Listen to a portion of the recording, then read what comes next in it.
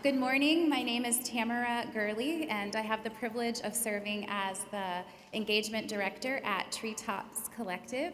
And I just want to thank Fountain Street Church on behalf of Treetops for the privilege and honor for us to come today and share about our lives and our work coming alongside immigrant and refugee women and teen girls here in West Michigan.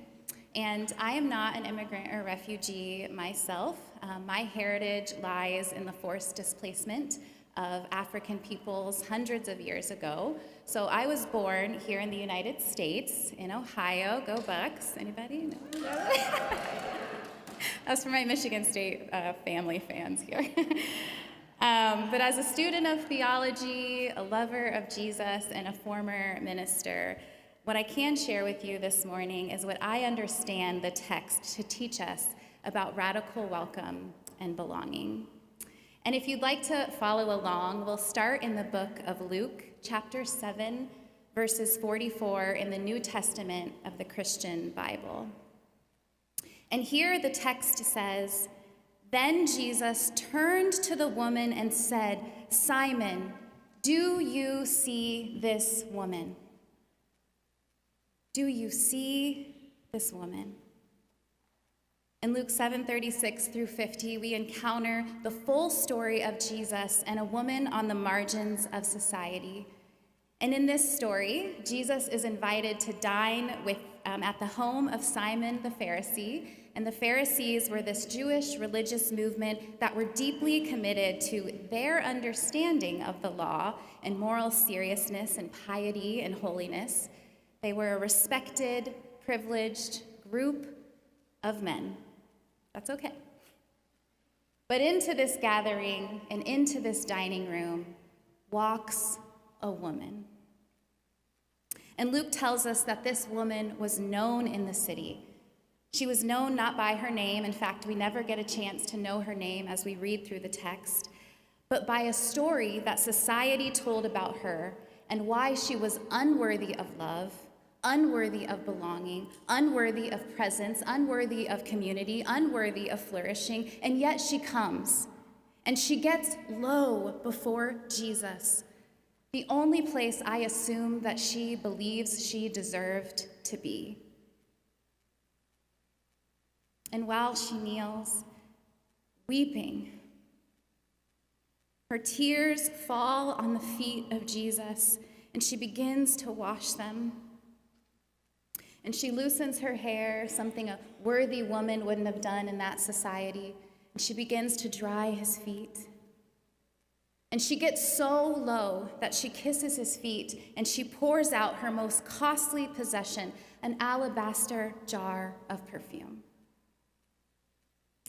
And I just want you to let that scene sink in for a moment and think about how you might have responded to this woman, this outcast, falling apart at your feet, rubbing your feet with her hair. How would you respond? Because the Pharisees and Jesus respond in two distinct ways. The Pharisees look at the man, Jesus, and ask him why he's letting such a woman touch him. In this great moment of her grief and her sorrow, they turn to shame and judgment. But Jesus looks at the woman and he says, "Do you see her? Simon, do you see this woman?" He does not let his gaze leave hers. He turns toward her. He keeps speaking to Simon and the Pharisees, but his body and his eyes face her. And in doing so, he shifts the gaze of the room and causes those around him to turn their eyes and see her. And this is the first of three moves that Jesus makes, demonstrating for us how to radically love and how to radically welcome. First, Jesus sees her. He does not recite her reputation. He sees a woman, a human being with inherent dignity. And in this first move, he restores her personhood by simply seeing her and turning others' eyes to see her too. And I wonder how often we replace people with labels: immigrant, refugee, undocumented, asylum seeker, illegal, alien, foreigner, stranger, other. We speak categories before we speak names, and we inherit the narratives that come through those pejorative labels about the danger, the burden, the cost, the threat, the stereotypes, the needs of these people. But Jesus interrupts that impulse, and he says, "Do you see this woman? Do you see her?" Because to see someone, friends, is theological work. It is to acknowledge the image of God in them. It is to refuse to let fear and rumor and stereotype have the first or last word. It is to look at a person and say, "You are more than the stories that are told about you." And the theme of Women's International Day this year, as we've learned, is give to gain. And this is kind of a hand gesture if you want to try it out. Give to gain, let's do it. But I think my propensity for us right now is for just to live in this moment of what we can give and not focus on what we can gain because of it. But what can we give? So church, can we give the gift of truly seeing our newest neighbors and letting their stories flow from their voices and from their lives? Because the second move that Jesus makes is he bears witness to her tears. Jesus does not stop her from crying. He does not hush her. He does not push her away or consider her a distraction. And he does not look away when it gets hard, when the pain feels like too much. Her tears fall freely, and Jesus allows them to matter. And in this culture and in this period of time, your feet are how you traveled. Feet determined movement and migration. Feet carried a mission, and her tears wash his feet. It's through her sorrow, her story, her lived experience, falling on his feet and becoming part of where Jesus will move next. She anoints his feet, which means she prepares them for a divine mission with both her perfume and her tears. And she is the only person, the text tells us, a woman no less, who is known to have anointed Jesus. And this is what bearing witness means. It means we listen to the grief beneath migration. The grief of leaving home, the grief of losing language and titles and finances and jobs and family and familiar grocery stores and weekends at grandparents and roaming childhood streets and favorite restaurants and shops and losing culture and sunshine and oceans and faith communities. It's losing what makes home home.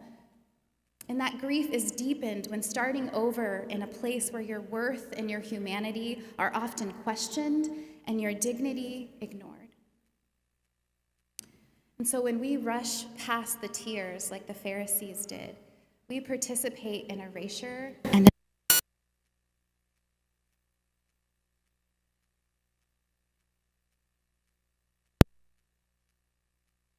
hello? But when we bear witness, we say, your pain counts and your story matters. And your story and your tears will infuse the feet and shape how we move and how we act as a community. And finally, the third move that Jesus makes is he makes a way for her to go in peace. He says, your faith has saved you. Go in peace, in verse 50. But the only way for her to go in peace is for Jesus to carve out a way for her to walk out of that room with her head held high past those who had just judged her.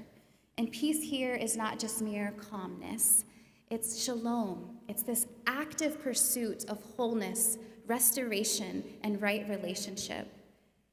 Jesus doesn't say, go home, you don't belong, you're not welcome, or stay low, abide in your pain. He says, stand up and go in peace. Walk upright in peace. Peace beside you and behind you, all around you and within you, because I am with you. He clears a space for her to experience peace and flourishing and wholeness. And this, church, is where we must listen very carefully, because if we say we follow Jesus or we want to follow this example, we can't simply feel compassion after we see someone and bear witness to their pain, but we must participate actively in making a way for peace.